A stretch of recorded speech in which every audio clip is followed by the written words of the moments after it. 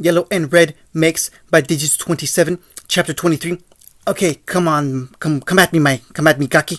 Anko stood a good distance away from Naruto in a large field, the furthest training ground from the village. Naruto narrowed his eyes at the name, but smirked anyway. After a week of grueling, intensive training, he was finally allowed to spar with their latest sensei, and took on a very different approach to Baki, with their old sensei, while their old sensei was content to let them go about their own training how they saw fit. She took on a much more hands-on approach.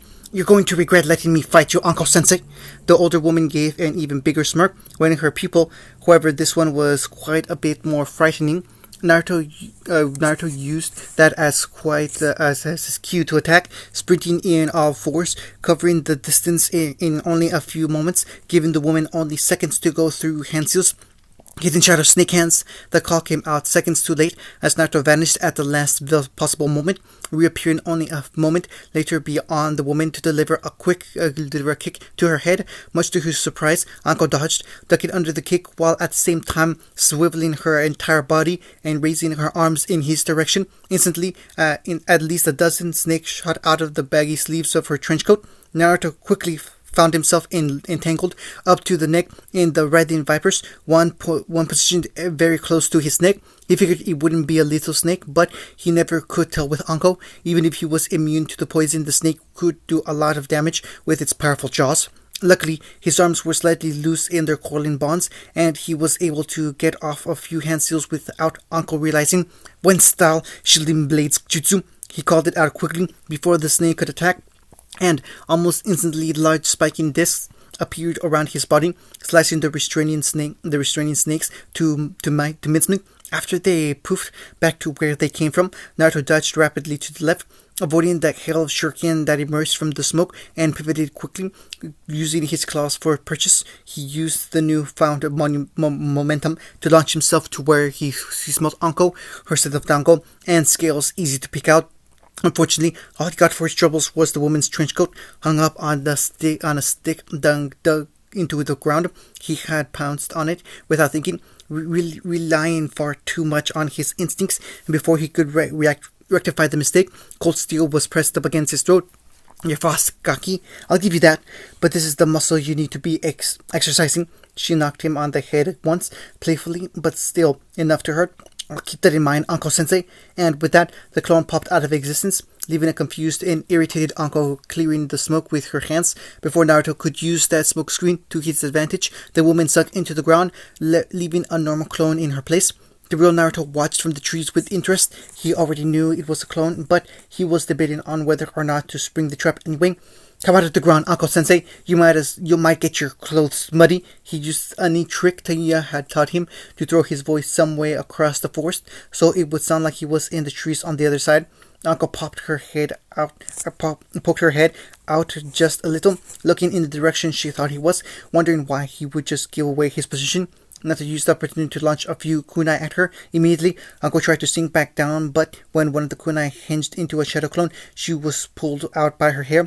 Naruto threw the older woman across the clearing, where she flipped to land gracefully on the trunk of a tree. She didn't even give him time to follow up before she was running through hand seals lightning fast.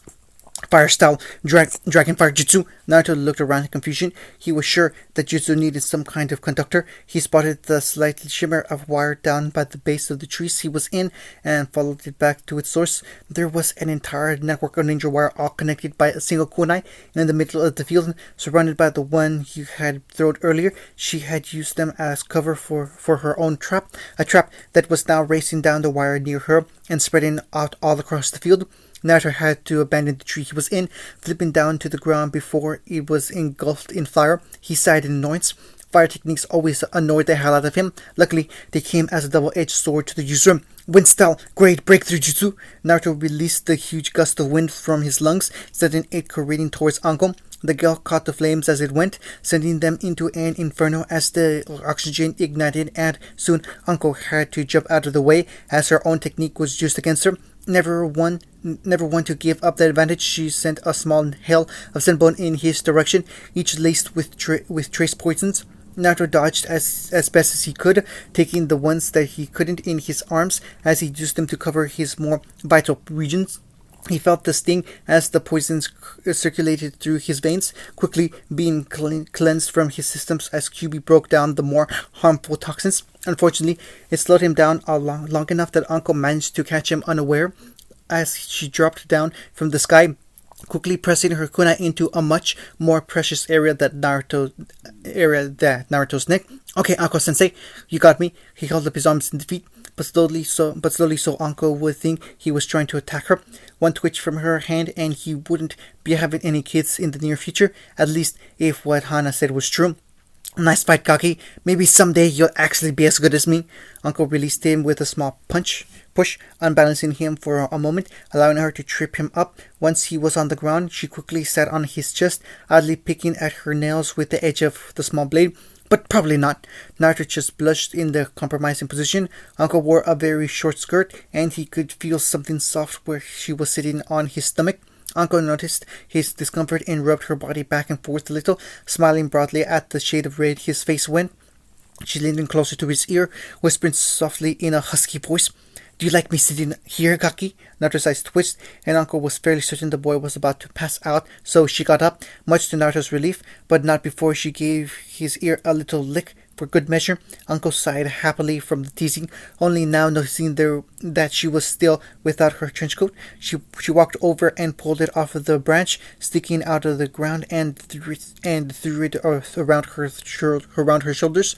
As she did so, a small orange book flew out of one of the pockets, skidding across the ground to land next to Naruto. He picked up the small book, looking at it with unhidden amusement, noticing the well-read pages with noticeable wear and a few stains from red bean paste. Uncle rushed back over, snatching the book out of his grasp and quickly replacing it in her pocket, this time buttoning it back up. "Gaki, you told anyone about this, and I'll make sure a few of my scaly friends visit you in your sleep."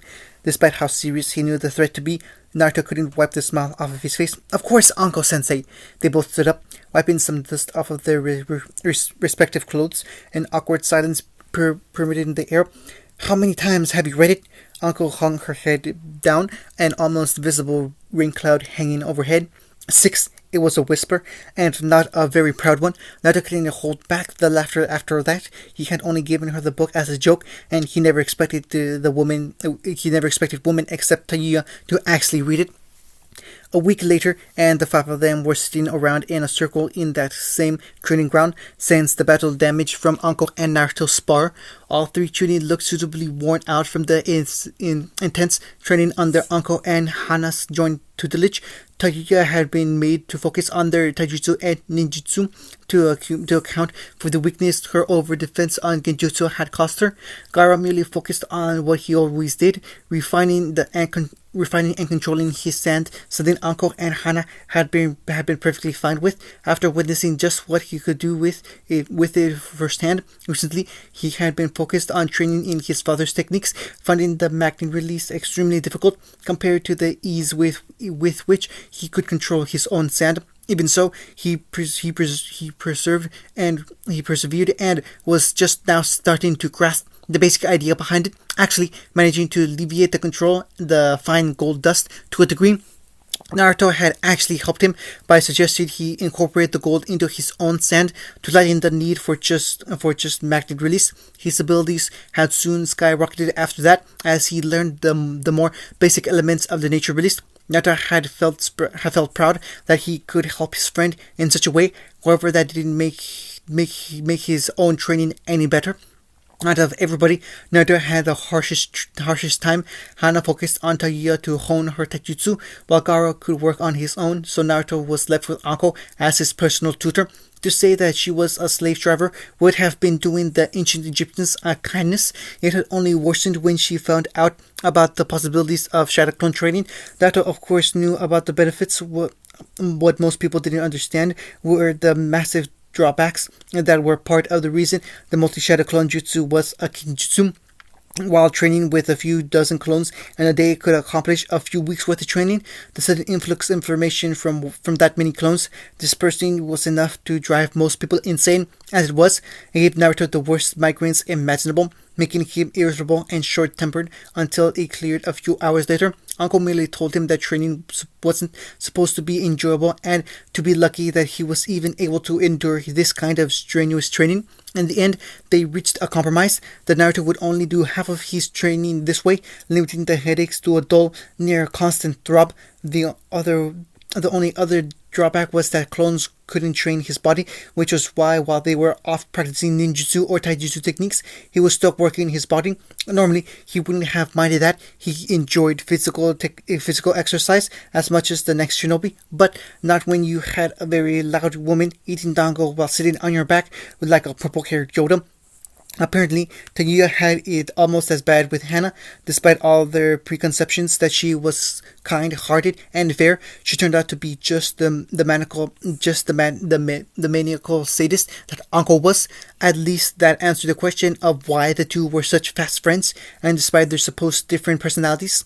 Then again, in that regard, Naruto and Gaara shouldn't have been friends, but then friendship is not fun without somebody to challenge and rival you.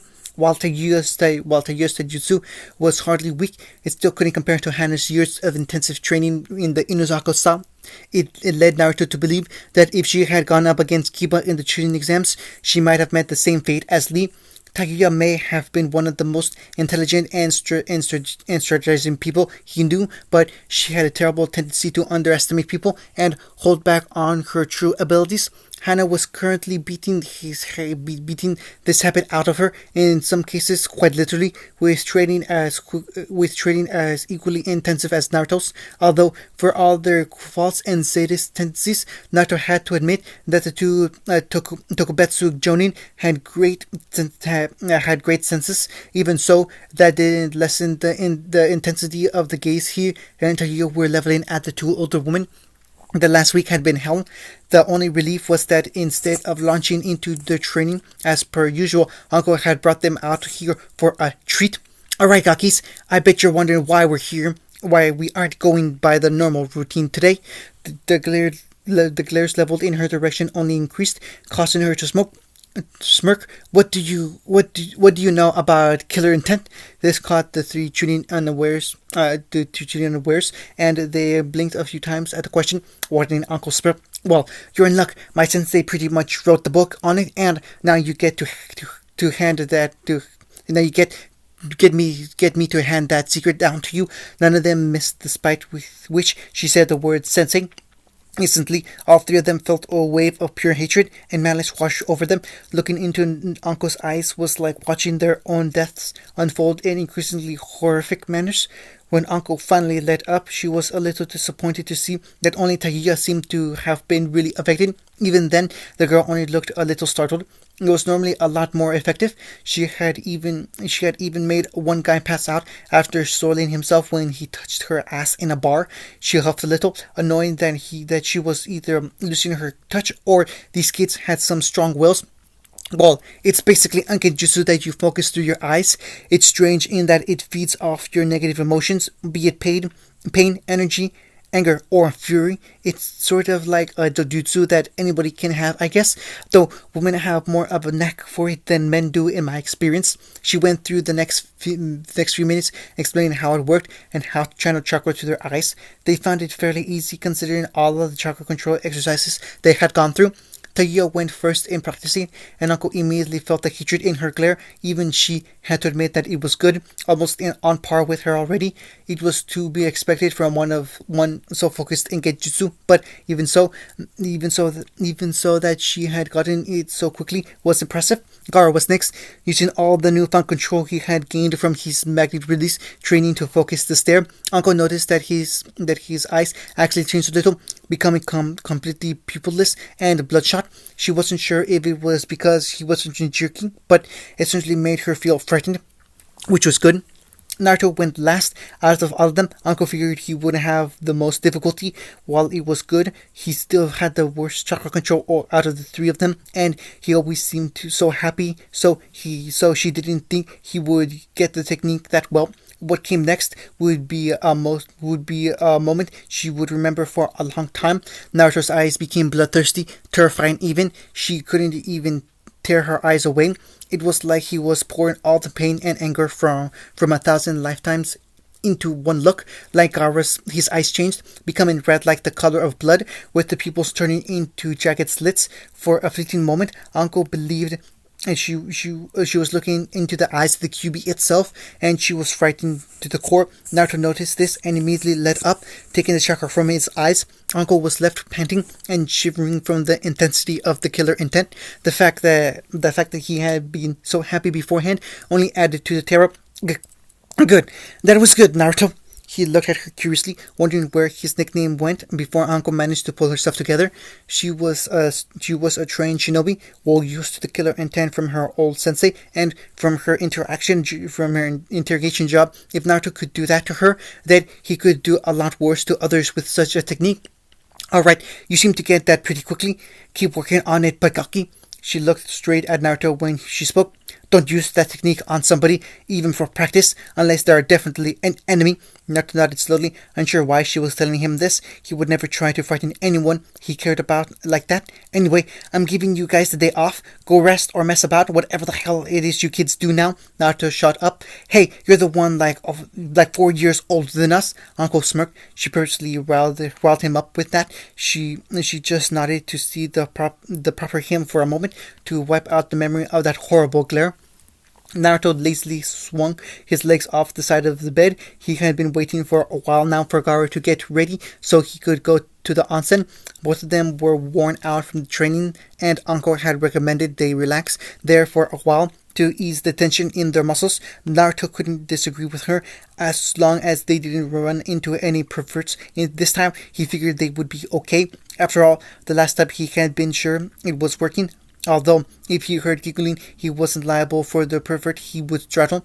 Finally, Gaara came out of his room. Going to the baths was always worrisome for him, because he couldn't take his sand, which left him feeling very vulnerable. His sand and water didn't mix well, and it left him heavy and ineffective. There would be earth he could break down at the baths, of course, but it wouldn't be as effective as his chakra-laced sand. He did have his father's gold dust now, though, which offered him the same protection, but not the extent his armor would. You know, you could just take the gourd and not take it into the actual bath with you. Gaara stared at him with an evil look. They clearly said, and you didn't tell me this sooner because...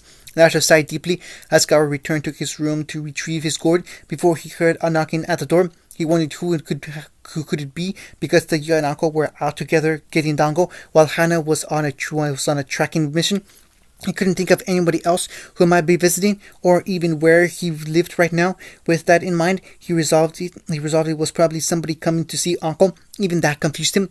Even in the short time he had known her, it was fairly clear that her only real friend was Hana, and they wouldn't be receiving missions yet. Uncle had told them as much. It left him confused and curious as he opened the door, only to see the three Tomo eyes of a fully matured Sharingan looking right back at him. Naruto Uzumaki? The voice was cold, emotionless, and dangerous, even more so than Gaara could hope to achieve, and Naruto immediately knew who this was. Even if he didn't recognize the man from his picture in the bingo book, there was only two other living people with the Sharingan, and this certainly wasn't Kakashi. Itachi Uchiha. Naruto didn't mean for it to come out as a squeak, but the man was cast an intimidating shadow, and he had been caught unawares. Gaara heard him and came rushing out of his room, gourd back on, and sand armor already coalescing around his body. Ah, the Ichibi container. Sasori will be disappointed, but I suppose we must use the opportunity presented to us. That same flat, monotone voice again, like it was trying to remove all the emotion from the very air.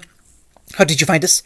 Itachi didn't even raise an eyebrow. Instead, he just motioned with his head and walked out into the corridor. Naruto and Gaara felt compelled to follow him. Already, Naruto was forming a plan. Itachi might have been Konoha's second most wanted S-rank missing nin, but he and Gaara were jerking. They should have been able to take him on together. Of course, that plan fell apart when they moved out and saw that Itachi was not alone. Huh. 2 for 1, Itachi, aren't we lucky? The eldest Uchiha didn't even bother answering his companion, who was too busy thinking of the way they could make capturing them easier. Dismemberment being at the forefront of that list. Naruto stared him down, the rubbery blue skin and guild-like markings on his cheeks. plus the scratched Miss Village headband were a dead giveaway to his identity.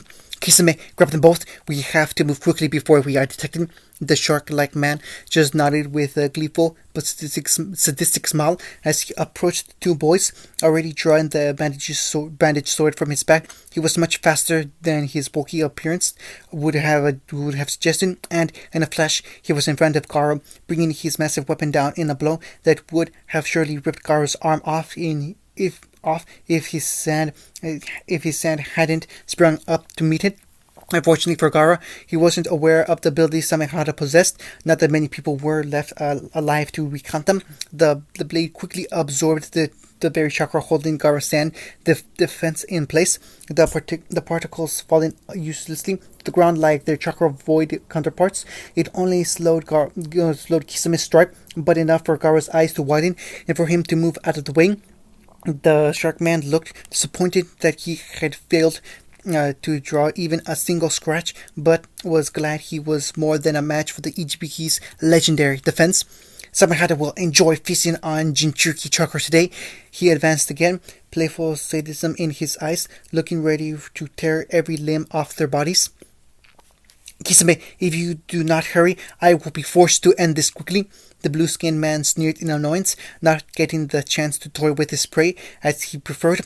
You're no fun, Itachi. The Uchiha didn't answer. Not that Kisame was listening, and all this time, Naruto had pretty much stood frozen to the spot in indecision. That changed when he saw Kisame advance on Gaara again, this time with the intention on maiming the boy. Naruto wasn't going to allow anybody to hurt his friend and charged the Akatsuki member head on, throwing out kunai from his wrist seals in such numbers that it surprised even him. Kisame merely used his sword's bulk to block all the projectiles. They harmlessly bounced off of the rep sword like they were made of paper. Alright, QB container. I had decided to go numerically, but if you insist on being the first to feed Samehada, then I won't stop you, he smirked, showing off his sharpened, pointed teeth as Naruto halted mid-attack, seeing that it was useless. Luckily, or unluckily considering one's viewpoint, Itachi finally decided they were out of time. You wasted time, Kisame. Now I have to deal with this. He suddenly appeared in front of Naruto, looking the boy dead in the eyes as the world around them seemed to melt away. The color scheme of the corridor shifted before it vanished completely, replaced by a similar field under a red sky. It felt cold and uninhabited, like Naruto was the only person alive in the entire world. Soon, Itachi rose from the ground like it was water beneath him and took to stare Naruto in the eyes again. Welcome to my Tsukiyomi. Here reality is mine to control, and for the next 72 hours, you are nothing more than my plaything. The tumor of his eye had warped into a new pattern, like a three-pronged pinwheel. Naruto knew this had to be a genjutsu, but nothing he did, from stabbing himself in the leg to disturbing his chakra, would break it. Please, Naruto, it is pointless to try and escape this place. Hours in this world are nothing but seconds in reality. Even if your comrades were to somehow awaken you, it would be too late. To you, it would have already been hours of experience that I chose to do here. Naruto wanted to answer, but he suddenly felt very strange, warmed even as a presence seemed to fill up before leaving him. Before his eyes, Kyuubi seemed to melt out of his body, dropping to the ground gracefully on 4 paws, before looking at Itachi with the most murderous look Naruto had ever seen. Gone was the elegant and graceful Kyuubi that Naruto had come to know over the years. This was a vicious and powerful Bichu that saw something that angered her. You! It was a growl so deep that even Naruto was a little frightened by it. In front of him, he saw Kyuubi begin to change, her fur dropping off in clumps as she straightened herself up. Her vulpine features shrank back and became more human as fur paws gave way to slightly tanned hands. Clothes appeared on her body quickly, and soon the woman was dressed in something like a monk's outfit, but in white stripes of orange. Likewise, a large coat, not dissimilar from Anko's, materialized around her shoulders. It was a deep orange, the same color as her fur, and had a pattern of 9 tamal arranged in a square in black. Finally, red hair, bordering on orange, cascaded down her back, coming to a stop around her thighs, where 9 tails continued to sway about. Naruto couldn't see around him, giving him Naruto couldn't see her face because she was turned away. But she was rectified. But this was rectified when she turned around to him, giving him a warm smile. She had left her red, slitted eyes, but he noticed that she had the same whisker marks that he did, as well as the same elongated canines. The warm smile shifted when she turned back to face Itachi, her eyes smoldering in fury and uncontained hatred. I must admit, this has never happened before. Itachi had managed to maintain his purely deadpan voice, only seemingly somewhat surprised at the turn of events. You dare look at me, Uchiha! Kyuubi's voice was a roar that made even Naruto cringe back. The world around them seemed to twist and turn as the battle of wills took place between the Genjutsu master and the Biju prisoner. I'll rip those accursed eyes out of your skull! She started taking a menacing step towards the now somewhat startled Itachi. It was true he hadn't been certain of the results putting a Jinchuriki under Tsukiyomi would have, but he certainly hadn't been expecting this. Somehow, he didn't think the fact that he controlled this world would help him as the furious woman approached him at a quickening pace. Her elegant fingernails quickly became pure white claws, and her whiskers were deafened. He didn't particularly want to find out what would happen when she actually reached him, so he tried to cancel the genjutsu, only for nothing to happen. Kyuubi closed the distance between them, grabbing his neck with her clawed hands and smirking even though her eyes still burned with hatred. You are no longer in control of this world. She looked around as the environment finally righted itself, accepting the dominant will of the Kyuubi. She turned back around to the man currently held in her grasp and started to squeeze slowly. I wonder how long your Tsukiyomi lasts. I understand the longest has been over 100 hours. She smirked sadistically and squeezed harder. I hope it's long because I have a lot planned. Uchiha. Kisame wasn't sure what happened. One moment, Itachi had moved in to put the Kyuubi Jinchuriki under that powerful genjutsu of his. The next, he crumbled to the floor, barely being able to use his arms to prop himself up. Itachi, what's going on? What happened? He moved over his shoulder. He moved over to his partner, keeping one eye on the two children in case they decided to take off. He didn't get to move any closer as he felt an enormous pain in his stomach, and he was sent hurtling along the short distance up the corridor. He looked down to see a large swirling scar on his stomach. His cloak was torn to shreds, but it was not a fatal blow. He looked up to see Jiraiya approaching, a very determined look on his face. Before he could pass Itachi, Kisame stood and raced down the hallway. Jiraiya braced for an attack, but at the last moment, Kisame crouched and pulled Itachi onto his shoulders before racing off in the opposite direction. He used Samihara to break through the wall and leapt out in the night sky, quickly disappearing before Anbu could get on their trail. Jiraiya turned back to Gaara and Naruto with an irritated grunt. He finally had two Akatsuki members, one of which looked severely incapacitated and had let them get away. He moved to where Naruto stood, looking a little shell-shocked by what he had been forced to witness inside the Tsukiyomi. What a lot of people didn't know about the genjutsu was that you couldn't close your eyes or cover them in any way.